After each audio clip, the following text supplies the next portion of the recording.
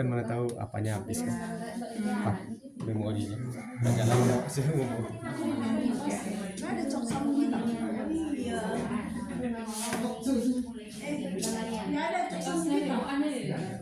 Ada itu, cuma tadi karena daripada dibuat luar. Ada cok dua sih, cuman aturan tadi ditaruh. Oke, kita mulai, Bu. Assalamualaikum warahmatullahi wabarakatuh. Terima kasih Bapak Ibu guru yang telah hadir di ruangan guru ini, dan juga tentunya juga bagi orang tua siswa yang berkenan hadir untuk mengikuti mungkin sosialisasi atau berbagi tentang ilmu kependidikan yang mungkin mana tahu ada manfaatnya bagi Bapak Ibu. Pada kesempatan kali ini judul dari kegiatan kita hari ini adalah diseminasi budaya positif. Budaya positif atau yang disebut juga dengan budaya baik. Baik Pak Ibu yang saya hormati, sebelum kita memulai kegiatan kita ini, saya tes dulu konsentrasinya, boleh Bu? Saya punya teka-teki nih Bu, siapa yang bisa jawab nanti dapat. Oke, jadi teka-tekinya begini Bu. Ada sebuah taksi berisi 2 orang, 1 penumpang, 1 sopir. Oke, penumpangnya ini anak kandung si sopir, tapi sopir bukan ayah kandungnya si anak. Kira-kira siapa sopir itu? Saya ulangi. Ada 2 orang dalam mobil taksi, sopir dan penumpang. Penumpang ini anak kandungnya si sopir. Si sopir ini bukan ayah kandungnya si anak. Yang penumpang tadi, kira-kira siapa sopir itu?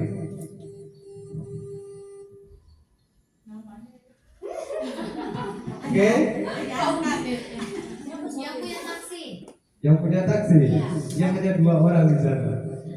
Penumpangnya anak kandung si sopir. Penumpangnya anak kandung. Tapi si sopir bukan ayahnya si penumpang. Ya si sopir bukan ayahnya si penumpang. Karena dia ayah si anak. Tahu aku. Apa? Jadi siapa?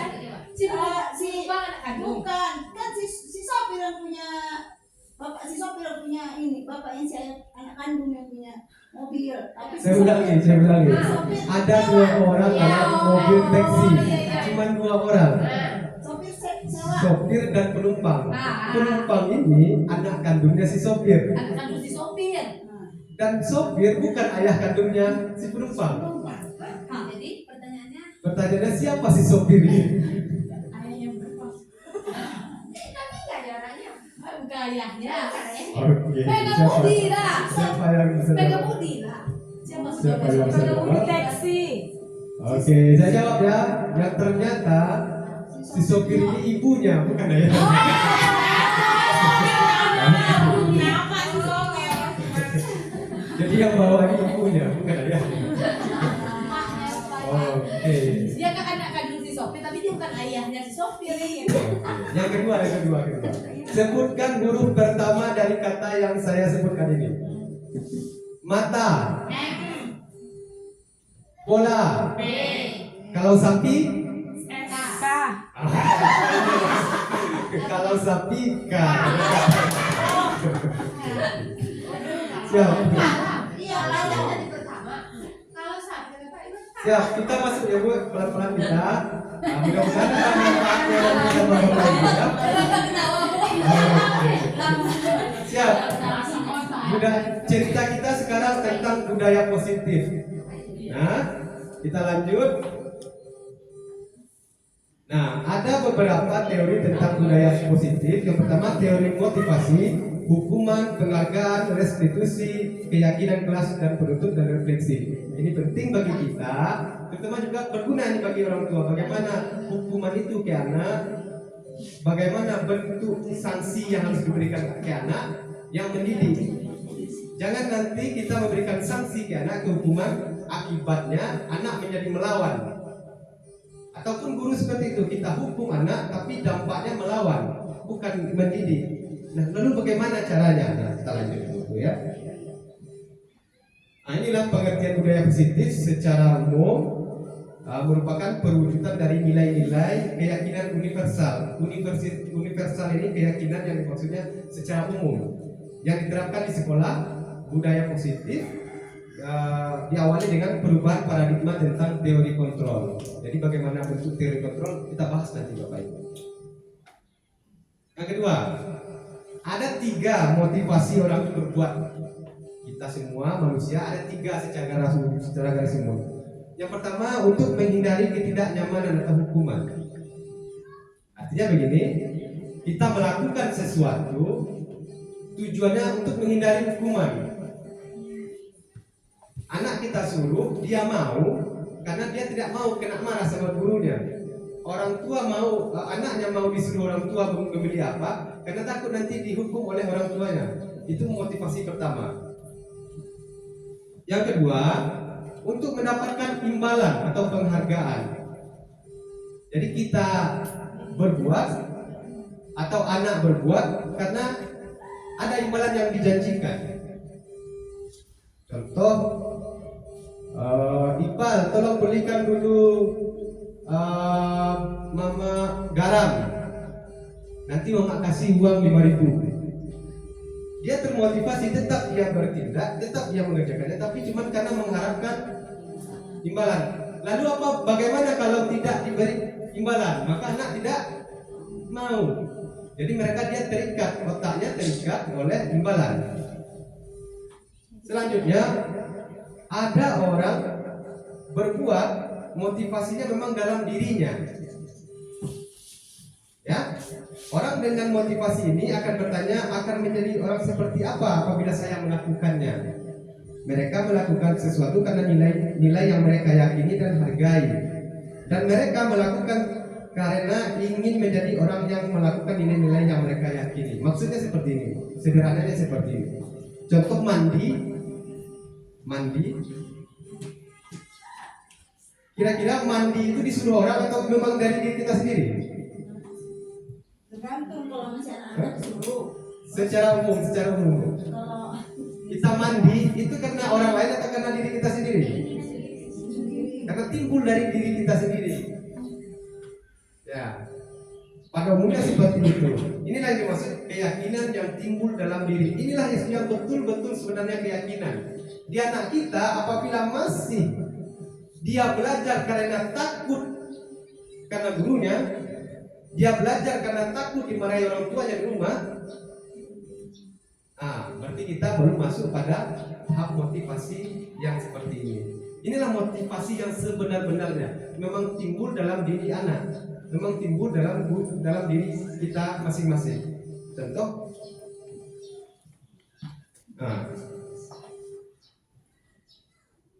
oke, ini nggak perlu dijawab, saya bacakan Bu ya. Sebagai seorang guru, saat Anda hadir mengajar di kelas tepat waktu, motivasi apa yang mendasari tindakan Anda? Apakah Anda datang tepat waktu karena tidak ingin ditegur oleh atasan dan kemudian mendapat surat peringatan sehingga menghindari ketidaknyamanan atau hukuman, atau Anda ingin mendapatkan pujian dari atasan? Kedua, bila di sekolah Anda tidak ada peraturan yang mengharuskan guru datang tepat waktu, tidak ada surat teguran bagi guru yang terlambat, dan tidak ada batasan yang menguji Anda, apakah Anda tetap datang tepat waktu? Kedua, menurut Anda dari ketiga jenis motivasi manakah yang saat ini lebih banyak mendasari perilaku murid-murid kita di sekolah? Tidak untuk dijawab, dan kalau mau menjawab silakan. Oke, kita lanjutkan dulu ya. Ini materi ini memang sudah disiapkan oleh kementerian dan saya bertugas untuk menyampaikannya. Ini baca nih, kita baca Bu ya. Ini kasus ini kita bahas sama-sama ini. Iva kurang menguasai pelajaran matematika, sehingga pada saat pelajaran tersebut berlangsung, dia lebih banyak berdiam diri atau menggambar di buku pelajarannya.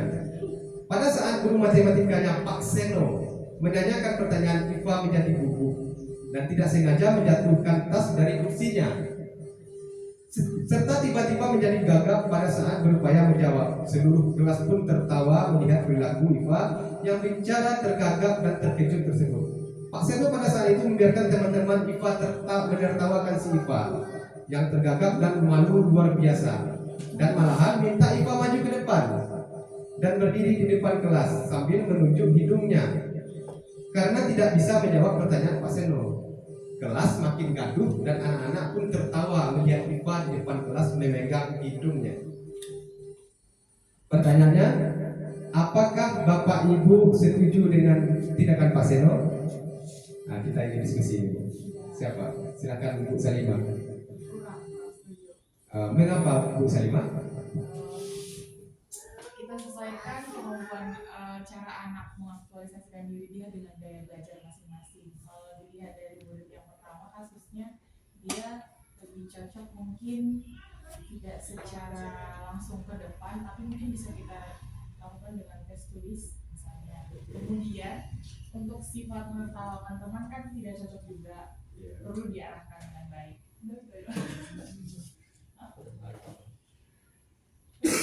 Mau langsung jawab. Kedua,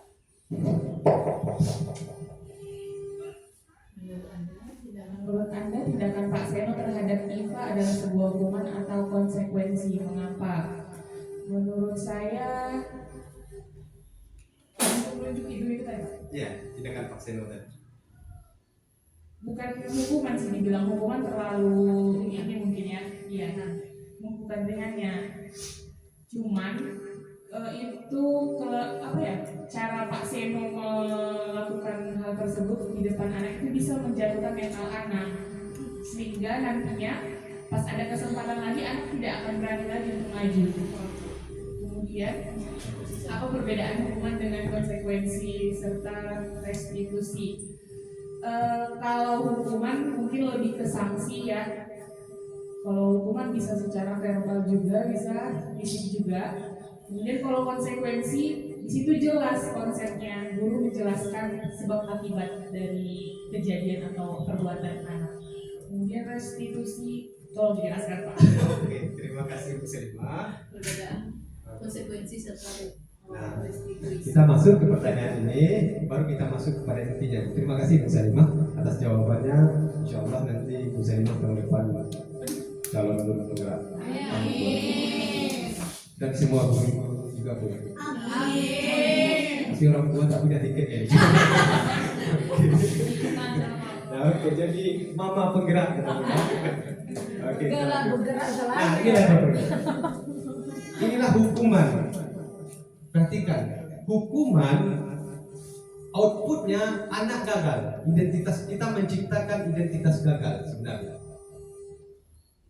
Apa-apa saja yang indikatornya. Yang pertama, hukuman sifatnya sesuatu yang menyakitkan harus terjadi, itu hukuman.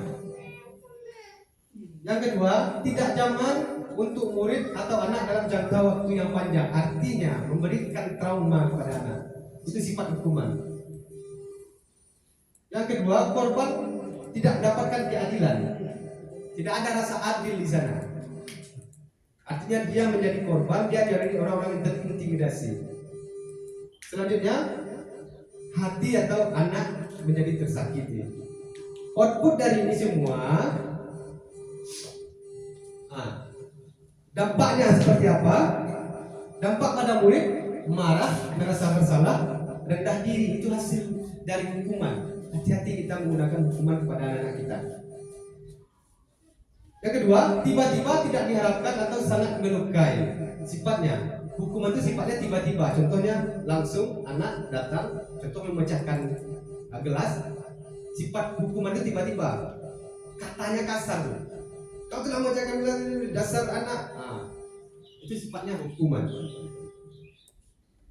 Yang kedua, yang selanjutnya, menyakiti guru menjalani konsekuensi dengan menyalahkan atau mengkritik. Nah, selanjutnya apa sifat-sifat hukuman? Perilaku pasif akan meningkat. Jangan, hati-hati Bapak Ibu. sering kita menghukum anak, jangan harapkan anak akan berubah. Dia berubah karena pada momen itu saja. Tapi pada hakikatnya mental dia sebenarnya sedang menyiapkan perbuatan-perbuatan yang lebih agresif. Selanjutnya, berlaku hanya pada sebuah institusi, tidak berlanjut pada kehidupan nyata. Maksudnya dalam di sini hukuman ini hanya berlaku pada waktu itu saja. Oke? Dan nah, kita lanjut. Ini dari kementerian agak susah namanya. Peraturan adalah kata-katanya kamu harus. Itu di awalnya biasanya. Kamu harus mandi, kamu harus ini. Selanjutnya, awas. Kata-kata awas. Selanjutnya, paksaan. Selanjutnya, diri anak, konsep diri anak menjadi lebih buruk. Buruk karena hukuman itu. Selanjutnya, anak belajar untuk menyembunyikan kesalahan. Jika kalau kita sering menghukum, kalau anak berbuat salah, mereka tidak mau untuk mengakui. Sering itu anak kita di rumah pun, anak saya pun seperti itu. Kalau kita sering memarahi dia, saat kita tanya, "Nak, tadi kamu melakukan apa?" Tidak mau jawab, padahal kakinya udah berdarah itu. Takut kena hukum. Pergi kita ke Lopo, ke warung, baru dikasih tahu orang. Oh, tadi si A ini baru. Kenapa anak mengakuinya? Sedangkan kita, orang tua atau guru adalah orang terdekat. Karena kita sering menghukum. Ya? Nah, ini konsekuensi. Konsekuensi, identitasnya sukses, Bu. Kalau hukuman, identitasnya gagal. Kalau konsekuensi, identitasnya sukses. Namun, ada hal yang kurang kalau kita melakukan konsekuensi. Apa itu konsekuensi? Contohnya begini, konsekuensi. Kita buat perjanjian. Kalau kamu tidur jam 8 malam, maka kamu mengikuti peraturan yang ada di rumah. Tapi kalau tidak, ada sanksinya. Contoh seperti itu. Atau kalau kamu datang peraturan untuk datang ke sekolah jam 8. Kalau kamu tidak datang, ini konsekuensi, itu peraturan. Konsekuensi sangat dekat ikatannya dengan aturan. Yang paling jelas itu di dunia militer. Di dunia militer nampak kali ini, jelas sekali ini konsekuensi. Tidak melakukan ini tugasnya. Tak ada tawar menawar di sana. Tidak ada tawar menawar. Oke? Nah, ini yang lanjut kita ke restitusi. Ini yang ditanyakan ke Salimah ini.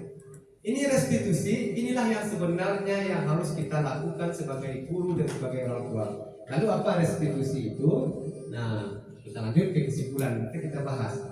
Hukuman tidak terencana bersifat tiba-tiba, satu arah dan menyakiti. Konsekuensi terencana. Artinya terencana di sini Bapak Ibu. Kita punya kelas, kita punya aturan kelas kan Bapak Ibu? Nah, kita punya aturan kelas, tapi kita buat juga kalau seandainya melanggar, inilah akibatnya kan seperti itu. Nah, komunikasi terjadi dua arah, tapi orang tak nyaman karena takut. Sedangkan restitusi disepakati dalam bentuk keyakinan dua arah, nyaman dan bahagia. Nah, bagaimana restitusi itu? Nah, nanti kita lihat ya. Sekarang restitusi ini, perhatikan Bapak Ibu secara garis besar. Restitusi ini pernah lihat video saya di YouTube? Bapak Ibu sudah ya.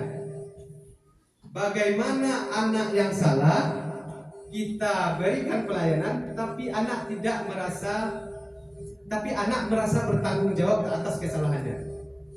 Dan seandainya ada solusi bukan datang dari orang luar, tapi datang dari dirinya. Contoh, si Bu Salimah, contoh si Iqbal lah, contohnya nama Mas Iqbal ya. Si Iqbal melakukan kesalahan, contohnya mencuri, mencuri barang temannya atau pena temannya. Jika kita dalam posisi penghukum, apa yang kira-kira yang akan kita lakukan? Pasti keras suara kita, woi Iqbal, sudah mama bilang kan ini, malu mama ini, semuanya kan. Akibatnya apa? Anak merasa takut. Kalau konsekuensi, oh Iqbal, sudah peraturan kita siapa yang mencuri berdiri di depan kelas. Itu peraturan, karena nggak ada peraturan. Kalau anak mencuri dia akan berdiri di depan kelas. Kalau restitusi, ya begini caranya dia, cara kerjanya. Restitusi dia panggil, Iqbal, tadi bapak dengar kamu mencuri pensil atau pena temanmu. Kita tanya apakah betul? Nah, dia akan bercerita Bapak Ibu. Dia yang akan menceritakan, kita cuma sifatnya manajer di sini. Dia yang akan bercerita. Ya Pak, tadi saya pena karena tinggal pena Pak. Jadi curi penanya si Rahmat contohnya. Ada. Baru kita tanyakan, menurut kamu Iqbal, mencuri pena si Rahmat sesuai tidak dengan aturan atau keyakinan atau nilai-nilai yang ada? Maka dia akan jawab, oh tidak Pak, artinya Bapak Ibu, dia yang mengakui dirinya sendiri. Coba komunikasi seperti ini sering kita lakukan ke anak, tentunya anak berbuat salah.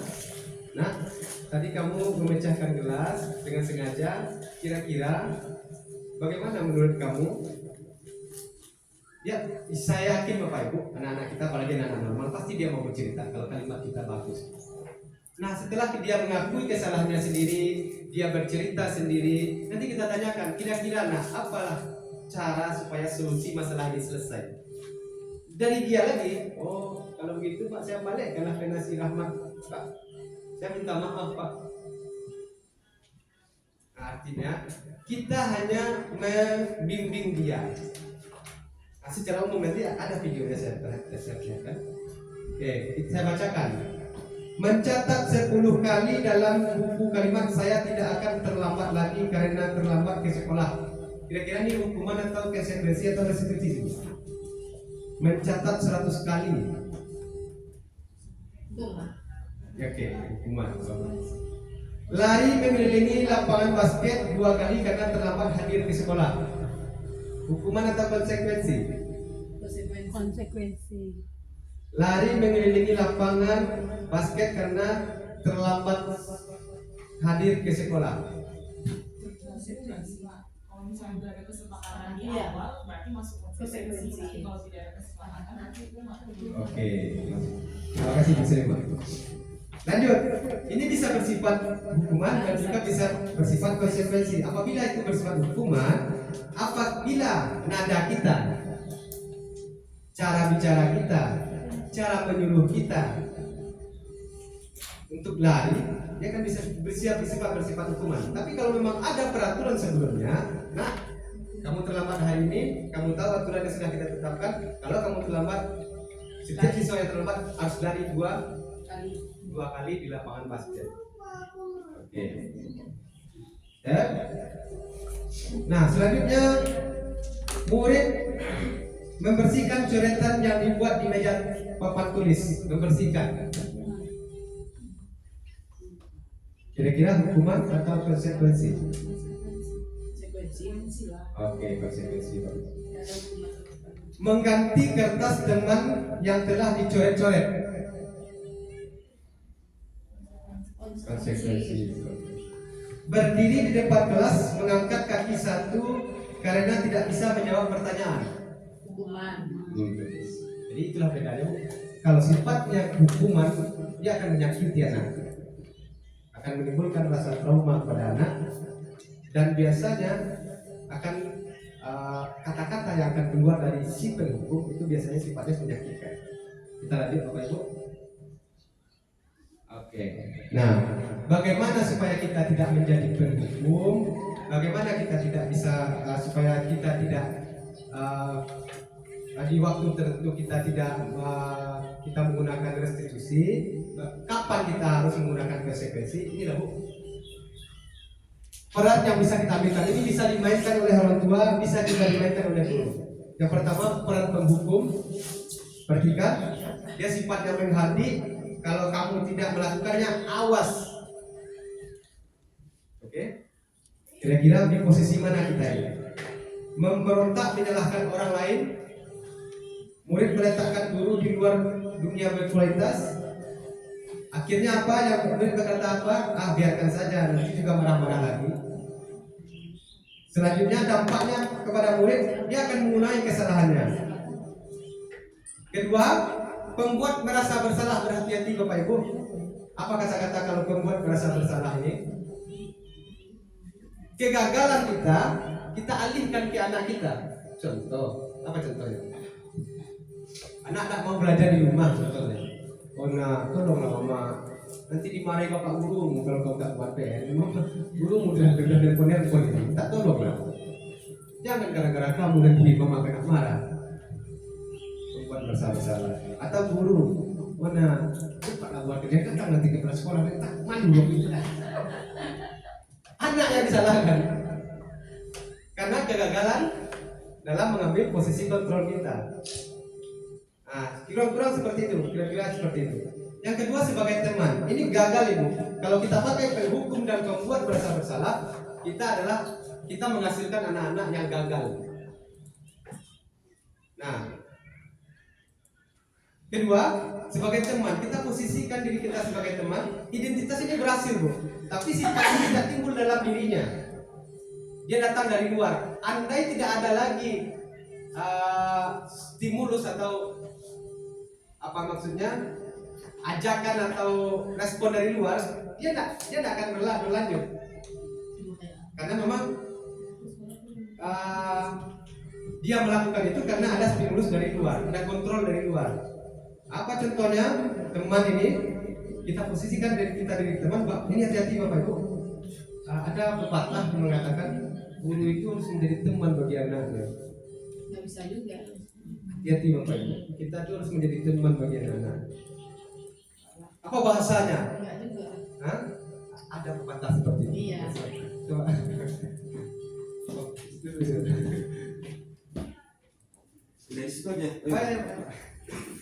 Oke, hati-hati kita menggunakan kontrol ini pada anak kita, baik anak kita di rumah maupun anak kita di sekolah. Nah, apa indikatornya? Guru membuat alasan-alasan untuk murid. Kata-katanya seperti ini biasanya kalau kita posisikan diri kita sebagai teman pada anak kita. Ayolah, lakukanlah demi ibu. Ayolah, lakukanlah demi ibu. Masa kamu tidak mau? Ingat tidak, ibu pernah membantu kamu. Itu bahasanya. Hasilnya apa? Ada ketergantungan nanti anak-anak kita kepada kita. Nah, kaitannya dengan dunia berkualitas, murid meletakkan guru sebagai seorang yang sangat penting di dunia berkualitas. Tak datang guru, digantikan oleh guru lain, dia tidak mau terima. Itulah kalau kita posisikan diri kita sebagai temannya anak. Kenapa? Karena dia merasa nyaman. Nyaman dalam arti tanda kutip, kita ikuti maunya kan begitu. Tak lulus kita macam-macam gitu. Andai kita tidak datang guru baru yang menggantikan, dia tak mau belajar. Tak mau dia belajar. Okay. Dan murid berkata seperti ini, saya pikir Bapak Ibu teman saya ternyata begitu. Temannya ternyata dia enggak. Dampaknya kepada apa murid apa? Lemah murid kita. Lemah murid kita, tidak mandiri dan tergantung. Itulah saya bilang tadi, tak datang gurunya dia tak mau belajar. Dia harus belajar semua itu. Karena posisi kita, posisi teman yang kita terapkan. Yang kedua, posisi pemantau. Pemantau ini sifatnya dia buat dengan aturan. Dia memantau. Ada aturan seperti tadi, konsekuensi tadi. Ada aturan. Kalau melanggar ini konsekuensinya, ini konsekuensinya. Ini bisa lihat kita di kalangan militer, kalangan polisian itu jelas betul bahwa melanggar pasal ini, inilah hukumannya. Tidak ada tawar menawar di sana. Tapi kita dunia pendidikan, maka ini sifatnya adalah aturan, mungkin bisa terbentuk dalam aturan sekolah atau aturan di dalam kelas. Nah, maka guru berkata, menghitung dan mengukur. Dia menghitung, mengukur siapa ini yang tadi melanggar kemana. Coba berdiri kamu dulu. Peraturannya kita sepatu harus hitam. Kenapa coklat? Sekarang kamu tahu aturannya bahwa memakai tidak memakai sepatu hitam maka harus berlari berdiri di sana. Kamu tahu itu? Sekarang silakan menunjukkan. Pak, saya tidak mau Pak. Tidak ada cerita. Pergi sana. Dia sifatnya memantau. Dia memantau aturan yang ada. Nah, guru berkata, apa peraturannya? Seperti tadi, kamu tahu bahwa sepatu itu harus hitam. Itu peraturannya. Selanjutnya hasilnya apa? Dia akan menyesuaikan diri apabila diawasi. Anak akan menyesuaikan diri. Anak akan ikut kalau diawasi. Kalau seandainya kita tidak datang, tidak diawasi, nah dia balik lagi ke posisi awal. Nah, selanjutnya kita lanjut ke manajer. Inilah yang betul-betul sebenarnya Bapak Ibu, betul-betul sebenarnya kontrol yang harus kita mainkan, khusus dalam hal-hal tertentu ya Bapak Ibu ya. Ada saatnya kita harus sebagai pemantau, tapi sebaiknya posisi kita di sini manajer. Untuk kasus-kasus yang sifatnya sedang atau ringan, itu bisa kita mainkan manajer. Tapi untuk kasus-kasus berat seperti contohnya narkotika, hati-hati Bapak Ibu. Ada di fotonya. Itu kita harus tegas di sana. Atau anak-anak kita meminum minuman keras atau membawa senjata tajam di sekolah, hati-hati, ini tak berlaku, maka kita akan dihadapkan kepada ketegasan. Manajer, dia mengajukan pertanyaan. Sifatnya dia mengajukan pertanyaan. Contohnya, ada anak datang terlambat, anak-anak contohnya si Kaira, kenapa tadi datang terlambat? Nada suaranya datang betul, jangan mendayu. Si Kaira, kenapa datang terlambat? Bahaya itu ya. Jangan. Ini wibawa kita sebagai guru, ini wibawa kita sebagai anak, sebagai orang tua. Bahasanya datang. Jangan mendayu-dayu. Oke. Selanjutnya, apa yang kita yakini, apa yang bisa kamu kerjakan untuk memperbaiki masalah itu? Kita menanyakan. Kaira, Bapak lihat kamu tadi memakai sepatu coklat. Kira-kira apa yang bisa kamu perbaiki dari permasalahan itu? Maka dia akan menjawab, ya Pak, saya mengaku salah Pak. Ini Pak. Bagaimana cara memperbaikinya? Saya berjanji Pak, besok saya akan seperti itu. Timbul dari dalam diri anak, tidak timbul. Kalau timbul dari dalam diri guru, Kaira, besok Bapak tak mau punya cerita, apapun yang mau Bapak tak mau dengar alasannya. Besok kamu harus pakai batita. Itu timbul dari mana? Dari bapaknya. Dari gurunya. Tapi kalau kita tanya apa yang kira-kira bisa kerjakan? Silakan Pak. Kasih contoh dari rumah ada ibu-ibu. Kalau jangan dikat saja. Oke, siap. Bisa nanti. Yakin saya ibu-ibu yang di belakang itu superior dan bisa mengerjakan itu. Oke. Soalnya kadang kalau ibu-ibu ini marah agak-agak harimau gitu kan. Selanjutnya, manajer sifatnya menguatkan, tidak mematahkan. Selanjutnya, murid meletakkan dirinya sebagai individu yang positif dalam dunia berkualitas. Dan murid berkata, bagaimana cara saya bisa memperbaiki masalah ini? Dia yang berpikir sendiri. Anak-anak kita bisa banyak anak-anak kita bisa dalam hal ini, Bapak Ibu. Selanjutnya, mengevaluasi diri dan bagaimana cara memperbaikinya. Dia berpikir sendiri. Oh ya, tadi saya dimarahin Bu Apianti karena nggak bayar lontong saya makan. Jadi gimana lah cara saya memperbaikinya ini? Bayar. Akhirnya timbul. Dia mengaku Bu Anti, tadi saya ambil lontong nggak saya bayar. Saya mengaku salah Bu Anti, tapi cuman dibimbing dulu kan begitu. Lihat. Nah ini. Perhatikan kasus 1 saya bacakan. Sabrina hari itu bangun terlambat dan terburu-buru sampai ke sekolah. Dia pun akhirnya sampai di gerbang sekolah tapi baru menyadari kalau tidak menggunakan sepatu hitam. Seperti tertera di peraturan di sekolah di depan pintu kelas, Bapak Lukman memperhatikan Sabrina yang berwarna coklat. Sabrina berusaha menjelaskan bahwa dia terburu-buru dan salah mengenakan sepatu. Pak Lukman menanyakan ke Sabrina, apa peraturan sekolah tentang seragam waktu warna sepatu? Sabrina menjawab sudah mengetahui sepatu warna hitam, namun terburu-buru dan salah mengenakan sepatu. Selain tidak mungkin kembali pulang ke sekolah karena rumahnya jauh sekali, Pak Lukman terus bersikeras dan peraturan dan berkatakan, ya sudah, kamu sudah melanggar peraturan sekolah. kamu salah, sudah terlambat, salah pula warna sepatunya.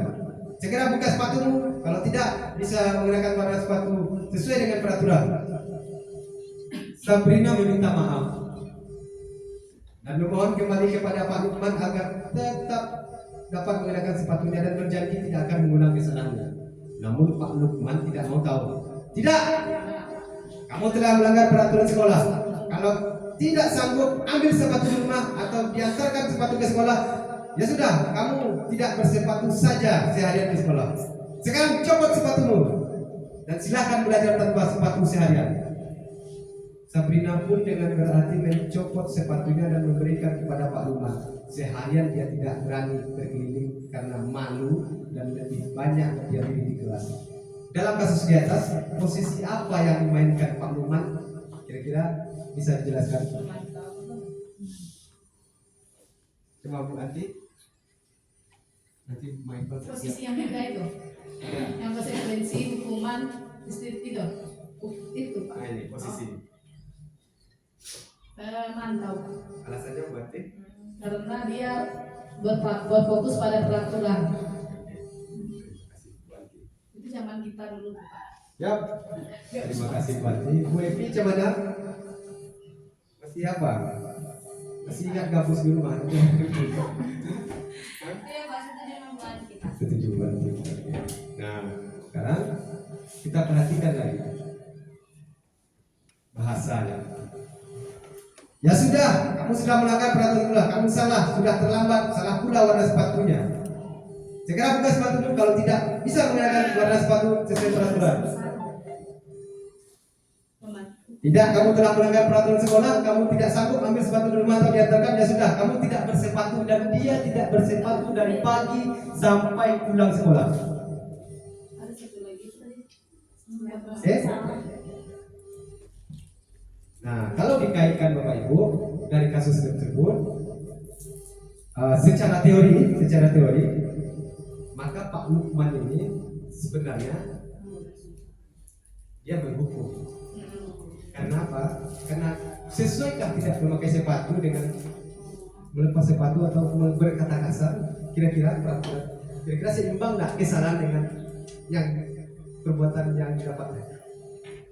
Tidak sesuai, artinya berhukum. Dan dia merasa malu, tidak berani dia keluar dari ruangan kelas. Oke.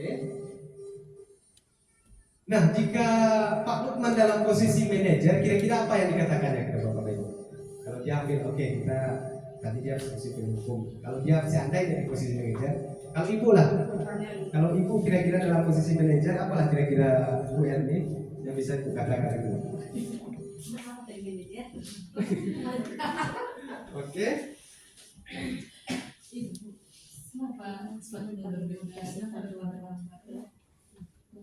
Mengajukan pertanyaan-pertanyaan. Mengajukan pertanyaan-pertanyaan ya. Iya.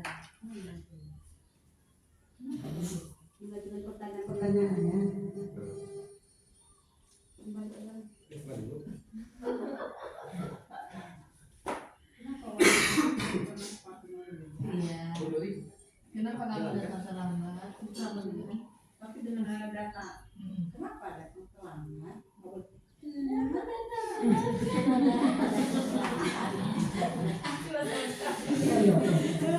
Kenapa datang terlambat? Itu harus tegas. Supaya kenapa kamu terlambat? Kenapa kamu terlambat? Nah, kenapa warna sepatumu berbeda? Oke. Ada yang bisa bantu? Dari bagian mama-mama ada yang bisa bantu? Ada yang bisa bantu? Oh, mau memikirkan sama di sini. Kasih banyak pinjol ya? Bukan apa? Jangan. Sudah jam berapa lah ini? Sudah jam berapa ini? Nah, jika dia dalam posisi manajer, maka mungkin perkataannya seperti ini. Kalau saya dalam posisi manajer, dalam posisi ibu, atau jika orang tua menemukan anaknya seperti itu, kesalahan seperti itu, maka pertanyaan saya seperti itu. Sabrina, Bapak perhatikan hari ini sepatumu berbeda. Dia akan menjawab, ya Pak, saya ini. Kira-kira Sabrina sesuai tak dengan peraturan sekolah kita? Siapa yang jawab? Anak yang jawab. Tidak Pak, peraturan sekolah kita. Oke. Lalu kalau memang tidak sesuai peraturan, apa yang kira-kira kamu langgar? Ini Pak. Sabrina, bisakah kita perbaiki masalah ini? Atau wajar? Mungkin kamu terburu-buru tadi pergi ke sekolah. Kira-kira bagaimana kita memperbaiki masalah ini? Tanyakan dia anak. Karena jawab, oh ya Pak, saya berjanji Pak, besok saya akan bangun pagi dan tidak nonton video-video lagi di YouTube Pak. Jam 8 saya udah bangun. Macam-macam kita belajar artinya apa? Anak yang mengeluarkan solusinya sendiri, itu maksudnya. Dari anak solusi itu. Karena apa? Kesadaran dari anak. Kalau memang sudah anak yang sadar, kita enak sebagai orang tua. Nah, kita enak sebagai gurunya nanti. Nah, kasus 2 ini berbeda Bapak Ibu. Perhatikan kasus 2 Bu. Anto dan Dino sedang bermain di lapangan basket. Dan tiba-tiba terlibat sebuah pertengkaran adu mulut. Dino pun menjadi emosi dan mengadakan kontak fisik, menarik baju kemeja Anto dengan kasar sampai 3 kancingnya terlepas. Pada saat itu guru piket langsung melerai mereka dan membawa mereka ke ruangan kepala sekolah. Ibu Suti sebagai kepala sekolah berupaya menenangkan keduanya terutama Dino. Dino, sepertinya kamu saat ini sedang marah sekali. Mendengar itu, Dino pun mengalir bercerita tentang kesalahan hatinya. Ibu Siti pun melanjutkan bahwa membuat kesalahan adalah hal yang manusiawi dan bahwa mempertahankan diri adalah hal yang penting, namun meminta Dino memikirkan cara lain yang mungkin lebih efektif karena saat itu Dino berada di ruang kepala sekolah. Ibu Siti melanjutkan bertanya tentang keyakinan sekolah yang disepakati. Seperti apakah Dino bersedia memperbaiki kesalahan yang telah dilakukan oleh Anto. Dino pun akhirnya perlahan mengangguk. Kemudian Ibu Siti balik bertanya kepada Anto, apa yang bisa dilakukan Dino untuk memperbaiki masalah? Anto menjawab, saya perlu kancing saya diperbaiki Bu. Ibu, saya akan marah kalau melihat kancing baju saya sampai copot 3 kancing begini. Ibu Suti pun kembali bertanya ke Dino, apakah yang akan dilakukan untuk menggantikan 3 kancing yang selepas ini? Dino berpikir sejenak, namun menjawab, bahwa tidak bisa tahu Bu, saya lihat kembali mungkin ya Bu. Ibu Suti berpikir sebentar dan menanggapi, kalau dilem akan mudah terlepas kembali Dino. Bagaimana kalau kamu menjahitnya saja? Bersediakah kamu? Dino tampak ragu-ragu dan menanggapi, menjahit? Namun saya tahu bagaimana menjahit Bu. Ibu Suti meneruskan, apakah kamu bersedia belajar menjahit? Dino berpikir sejenak, memandang ke wajah Anto dan menanggapi, yang mengajari saya siapa Bu? Dengan cepat Ibu Suti menjawab, Pak Irfan, guru tata busana. Dino kembali dan diam sejenak memandang ke wajah Anto dan yang tanpa kancing. Akhirnya Dino mengangguk tanda menyetujui dan sepanjang siang Dino belajar menjahit dan memperbaiki wajah Anto. Terakhir kali terlihat kedua anak laki-laki tersebut, Dino dan Anto, pada jam pulang sekolah mereka sudah bercengkrama dan bersenda-gurau kembali. Pertanyaannya, posisi kontrol apa yang dimainkan Bu Suti? Dari orang tua lah, cuman kira-kira ada Bu? Ada yang bisa jawab? Ada. Bu sadar? Sini sadar. Ayo, siapa Bu Widya? Oke.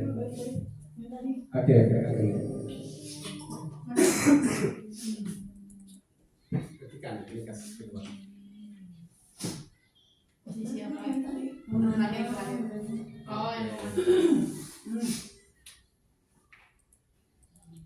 Ini jelas. Oke, alasannya Bu Widya? Karena dia mengajukan pertanyaan dan anaknya memberikan solusinya. Oke, Dia yang memfasilitasi. siap. Cepat. 4G ya. Oke, terima kasih Bu Widya. Betul apa yang disampaikan Bu Widya, bahwa Bu Suti ini hanya memfasilitasi. Dia tidak repot anaknya buat ini apa yang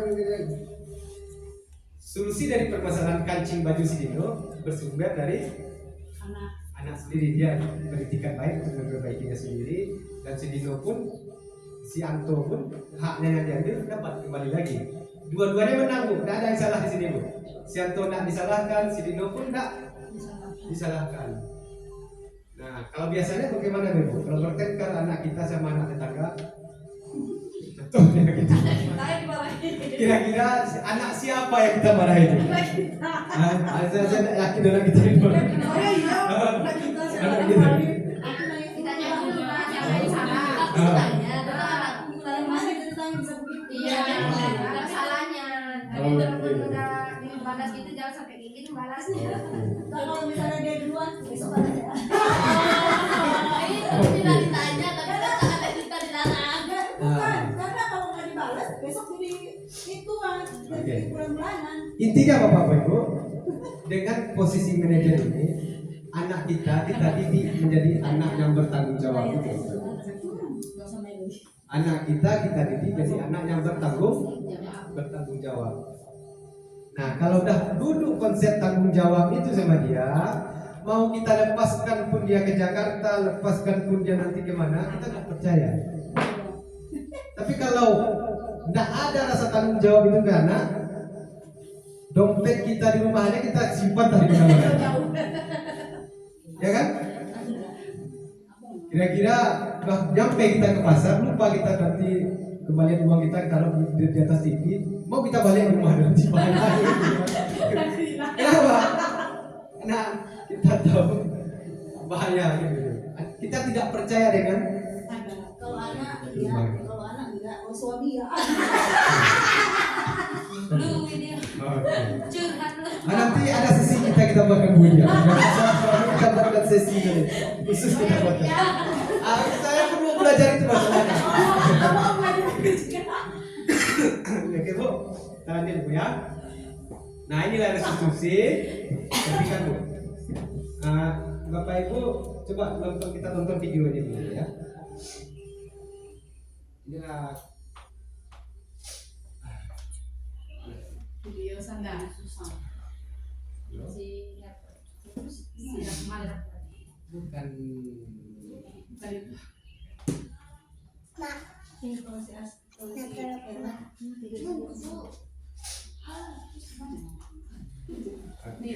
Petikan videonya Bu.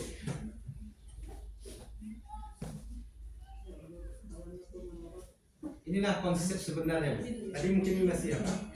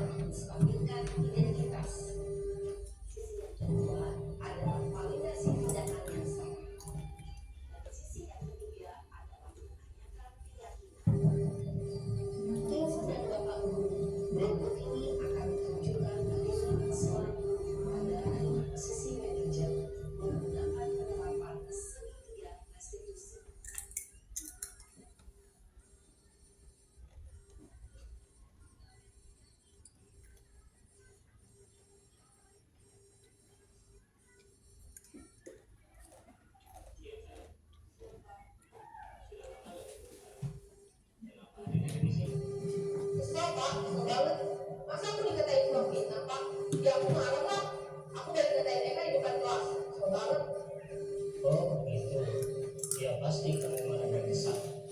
Bapak juga akan marah apabila ada yang menuduh Bapak seperti itu. Kemudian pada saat itu kamu mau melakukan apa? Ya saya mau ngatain apa? Soalnya saya tidak dia dengan teman-teman lain. Oh begitu. Pasti kamu melakukan seperti itu karena suatu alasan tertentu, kan? Iyalah, saya diam saja Pak. Ya saya bela diri lah. Masa saya dituduh tukang fitnah? Ya wajar lah. Mempertahankan harga diri itu sesuatu yang penting buat kamu. Oh, kamu tidak memikirkan orang lain. Iya Pak. Untung saya masih bersabar dan hanya mengejar saja. Sudah bukas padahal saya pasti bela diri lah. Ya pasti ya. Tapi kamu memilih untuk tetap bertahan dan bersabar. Kamu memilih untuk tidak berbuat lebih parah lagi, bukan? Nah, sekarang coba kita lihat tindakan kamu yang mentang-mentang kan kelas. Tindakan kamu itu kira-kira sesuai dengan keyakinan kelas atau prinsip kamu tidak? Enggak lah Pak. Capek Pak jadi pengarang. Jadi keyakinan atau prinsip mana yang kurang sesuai dengan pilihan kamu? Ya saya sebenarnya sangat menghargai orang lain. Mungkin saat itu saya menjadi emosi. Jadi tidak menunjukkan sikap itu. Kamu meyakini tidak menghargai orang lain itu penting buat kamu? Yakin lah Pak. Iya, setuju. Kita harus saling menghargai. Namun, ada juga keyakinan yang kita sepakati yang perlu kita jalankan apabila kita sedang marah. Ya saya bisa lebih proaktif. Mulai dengan diri sendiri. Saya bisa jadi lebih bersabar. Mengambil yang kecil untuk mikir mau apa selanjutnya. Kira-kira kamu bersedia memperbaiki masalah ini tidak? Sedia Pak. Kalau kamu memperbaiki masalah ini, kamu akan menjadi orang seperti apa? Saya akan menjadi orang yang bertanggung jawab kali ya Pak. Dan senantiasa proaktif. Iya, menurut kamu bagaimana rasanya menjadi orang seperti itu? Ya nyaman lah. Bangga bisa bersabar dengan hal itu. Baiklah kalau begitu. Yuk kita pikirkan bagaimana memperbaiki masalah ini.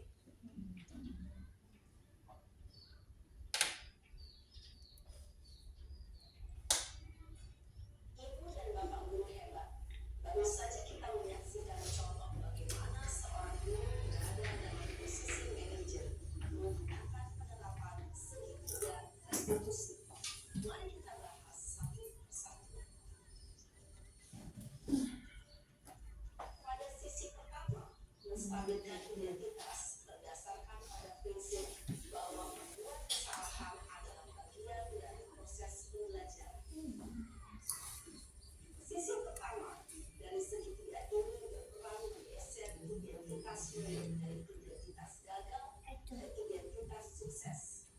Murid yang sedang bertingkah laku yang tidak pantas atau menarik diri saat itu sedang mengalami identitas gagal. Bila kita memilikinya, maka posisinya tidak akan lebih baik. Kita bisa mengajukan pernyataan ini. 1. Membuat kesalahan sesuatu yang wajar. 2. Manusia tidak ada yang sempurna. 3. Kita bisa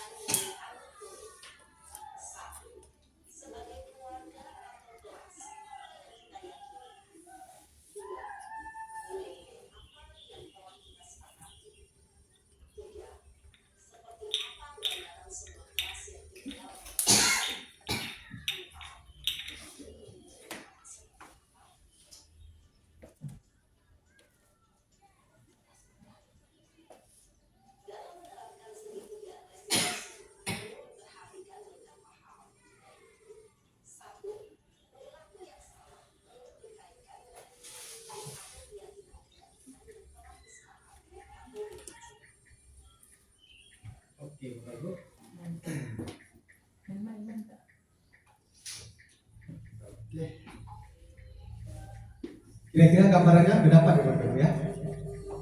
Bagaimana restriksi itu diterapkan di saat anak kita bermasalah. Oke. Kita lanjut Bapak Ibu. Kita masuk pada yang kedua, yang selanjutnya keyakinan kelas. Ini sebentar Bapak Ibu ya. Nah, keyakinan kelas. Ini pertanyaan yang mungkin Bapak Ibu bisa jawab. Kenapa tidak peraturan kelas? Kenapa harus keyakinan kelas?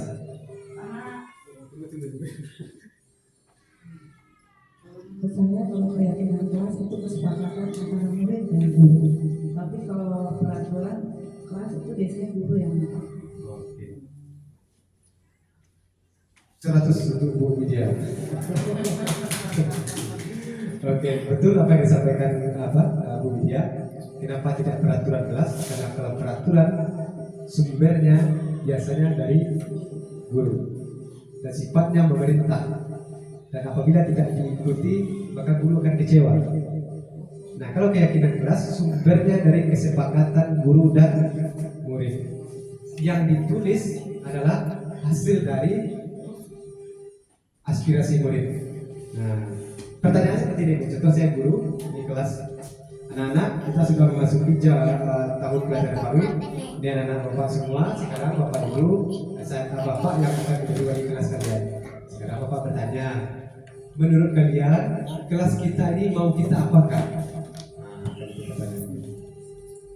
Menurut kalian enaknya kelas kita ini seperti apa? Nanti anak-anak jawab, Pak, enaknya saling menghormati. Tulis saling menghormati. Atau cara lain bisa kita berikan anak-anak kita lemparan, tuliskan aturan yang mau kita berlakukan di kelas ini. Nah, nanti ditempel mereka, ditempel, nanti aturan itulah yang kita konversi menjadi sebuah peraturan kelas. Oke, keyakinan kelas yang bersumber dari hati anak-anak kita. Bapak Ibu, ini sudah bisa kita mulai. Nanti anak-anak seperti anak-anak kita yang normal, inteligensinya yang masih bisa dianggap untuk berapa, itu sudah bisa kita mulai. Apalagi anak-anak SMA, tanyakan kita Bangun, menurut kamu Bangun, apalah aturan di kelas kita? Coba kalau mau kita ke WC harus kita izin sama guru. Catat Bangun. Tanyakan lagi nanti si Aprianti, Bu Aprianti dulu. Siapa si Isna. Kira-kira Isna apalagi peraturan kelas kita? Siapa? Kalau peraturan kelas kita, kalau guru harus berkata lemah lembut Pak. Saya maunya guru berkata lemah lembut. Tanya lagi. Saya maunya ruangan kelas kita harus bersih Pak. Oke, maka nanti akan data turun-turunannya. Kalau dia minta ruang kelas bersih, berarti kita ajukan tiket kelas. Nanti di sana semuanya bersumber dari anak-anak. Ya, kira-kira begitu ya Bapak Ibu ya. Oke, secara garis umum seperti itu Bapak Ibu. Ini bahasanya, kalau bahasa peraturan itu tidak boleh memukul meja. Bukan keyakinan kelas ini, itu peraturan itu. Biasanya gini, katanya seperti Omar, kami meyakini bahwa sangat penting untuk menghormati semua orang dan barang milik orang lain.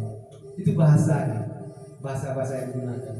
Bekerja, kami meyakini bahwa sangat penting untuk mengerjakan pekerjaan atau mengikuti kegiatan yang telah dijelaskan. Kami meyakini mengatur bijak tidak baik. Seperti itulah bahasa. Jadi di bahasanya nanti keyakinan kelas kita tidak boleh berkata kasar, itu maknanya negatif itu. Jadi bahasanya pun harus kita ambil bahasa yang positif. Oke ya, Bapak Ibu. Oke Bapak Ibu, terima kasih Bapak Ibu atas waktu yang sudah diberikan, kesempatan yang diberikan kepada saya. Masih banyak kira-kira kekurangan atau kelemahan dalam penyampaian ini. Saya di sini dalam kondisi masih belajar, sama-sama belajar. Sekiranya ada manfaatnya dari apa yang saya sampaikan ini, mudah-mudahan berguna Bapak Ibu. Dan jika ada yang salah yang saya sampaikan, saya mohon maaf. Saya sebesar-besarnya. saya berharap ke depan baik orang tua maupun guru kita budayakan budaya saling berbagi, budaya saling transparansi. Apa yang dirasakan orang tua sampaikan kepada gurunya, sampaikan dengan cara baik-baik, karena tidak mungkin bapak ibu guru, bapak ibu tahu keadaan murid-murid kita biarkan tumpahkan semua itu kepada guru, nanti ada kekecewaan nanti. Waktu guru menangani anak kita sangat sedikit, sedangkan anak-anak kelas kita berbagai macam beragamnya. Jika tidak ada kerjasama antara guru dan orang tua, nanti dikhawatirkan anak kita perkembangannya lambat. Harus orang tua, saya katakan harus orang tua yang lebih semangat dari gurunya. Di saat gurunya yang lebih semangat dari orang tuanya, di sanalah mulainya. Ya, Mbak Iqbal mungkin bosan sama saya ini. Setiap hari saya minta video, setiap hari saya akan semuanya sebenarnya apa yang saya dapat dengan kamu? Apa yang saya dapat dari kegiatan saya itu Mbak Iqbal kira-kira? Ada yang sebenarnya. Kalau keuntungan ya,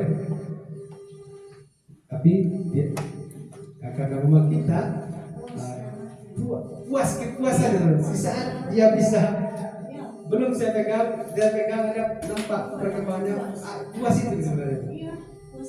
Dan begitu juga dengan bapak ibu guru yang lain, saya bilang Pak Priyanti, saya maaf berarti sadar mengerti dia. Nah, jika ada perkembangan bantuan dari orang tua ibu, guru-guru ini semangat, yakin saya. Tapi di saat tanya, Bu, kenapa ada hadir Bu? Mohon jangan 5 hari jawaban hari. Bahaya. Tapi kalau ibu, Bu, ini Bu, anak-anak ini saya ternyata di rumah saya ajarin pandai dia Bu. Yakin Bu, bahagia itu guru-gurunya Bu. Tapi tidak disampaikan itu. Karena di sini pun kita putar ini otak. Ajaran seperti ini tidak bisa. Berarti apalah caranya lagi Bu? Ajaran seperti ini, apalah caranya lagi nih? Berputar di sebenarnya di sini. Cuma yang nampak di luar sama orang tua, anak diantar, nanti pulang kan gitu. Di dalam kelas bagaimana bentuknya guru-guru lain tahu. Tapi saya yakin bapak ibu guru-guru kita ini alhamdulillah secara umum ingin betul bahwa anak-anak ibu saat anak-anak ibu antarkan ke sini ada hal yang dibawanya pulang. Intinya satu, jangan bahwa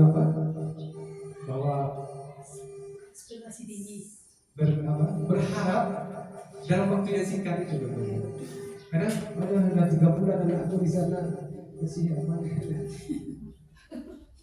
Jika dibalikkan pertanyaan apa rupanya kerjasama antara guru dan orang tua bahaya gitu. Memang pelan-pelan di saat nanti nggak dapat. Saya betul dapat pelajaran dari si Bal juga saya dapat pelajaran, si Rahmat juga saya dapat pelajaran. Mungkin di saat dia sudah tahu kalau tujuan belajarnya itu untuk dia, enak kita Bu. Enak kita. Jadi di saat kita mengajari, dia yang ada timbal baliknya gitu. Karena dia tahu dia belajar untuk dia bukan untuk saya kan gitu. Di saat dia pandai mengucapkan sesuatu, candu dia. Saya yakin Ustaz Mahfud juga seperti itu. Bu Evi, Bu Apriati, Bu Rojana, Bu Sadar, ada candunya. Intinya di orang tua. Jika di saat ibu tidak semangat, di sanalah mulai seperti apa saya tidak tahu. Tapi kalau ibu semangat, saya yakin guru-gurunya semangat. Sering-sering bertanya dengan minta nomor WA ibunya. Kapan perlu kalau ada kejadian-kejadian lucu, video karena anak kita. Kirim dulu, Bu, tadi ini Bu. Berpikir tuh gurunya Bu. Apa yang bisa dimainkan dari itu ya? Berpikir itu. Enggak nampak saja. Oke? Ya Bapak Ibu ya, semangat Bapak Ibu. Sudah banyak anak-anak kita, kawan-kawan saya yang anak berkebutuhan khusus, yang tunarungu, tunanetra, yang sudah jadi pegawai negeri, yang sudah ini kawan-kawannya yang normal tak jadi pegawai negeri, dia jadi pegawai negeri, anak-anak yang dengan kelakuan, dengan IQ-nya rendah, sekarang sudah bekerja di kantor-kantor pemerintah, sudah banyak Bapak Ibu. anak Down syndrome, anak-anak kita yang mirip sedunia, mau jadi apa anak-anak kita ini. Percayalah Bapak Ibu, akan ada aturan, dan sudah ada aturannya. Sudah ada aturannya. Jadi jangan berpikir apalah pekerjaan anakku ini, kebunku tak ada, cuma telah menolong. Yakinkan diri Bapak Ibu, ada itu jangan ada. Siapa yang berpikir bahwa anak ABK bisa jadi PNS? Tak ada yang berpikir 20 tahun yang lalu itu. Sekarang udah ratusan mereka yang di PNS.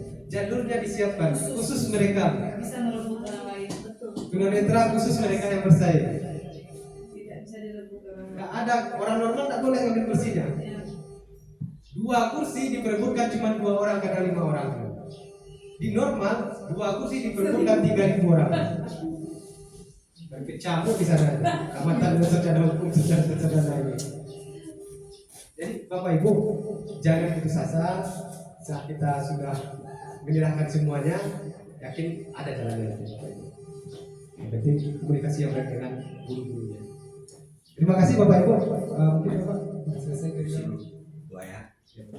Bu Salima sama Bu Yanti dulu ke sana. Mau asesmen kita mulai latihan dulu anak-anak. Saya telepon tadi Aidil, guru Turunarungu katanya. Bu, siapa ya? Bu Salima sama Bu Yanti Pak katanya. Hari Rabu mau asesmen nasional pula ini seluruhnya. Ini udah proses itu Pak. Oh iya. Oh iya. Oke, terima kasih Bapak Ibu atas partisipasinya. Wassalamualaikum warahmatullahi wabarakatuh. Terima kasih ya Bu ya.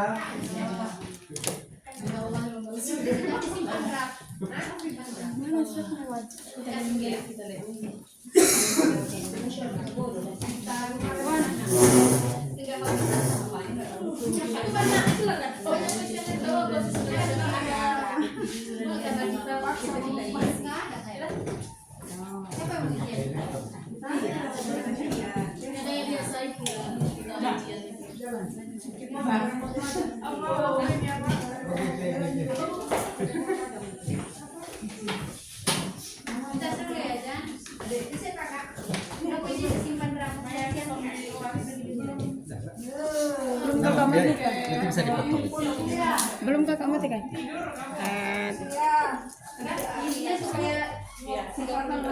Ready udah satu.